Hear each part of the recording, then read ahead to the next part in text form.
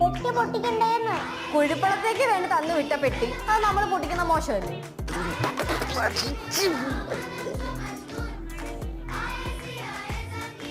അമ്മൂമ്മ, ഓ ഞാൻ ഇറങ്ങുവാ. മക്കള് പോയിട്ട് ഇന്ന് തന്നെ തിരിച്ചു വരുമോ? ഞാൻ നാളെ രാവിലെ എത്തി.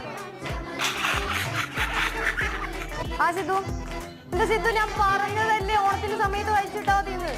പെട്ടി ഇറങ്ങണം. എന്റെ ഈ കൈ കൊണ്ട് ഈ പെട്ടി ഞാൻ തോന്നൂല.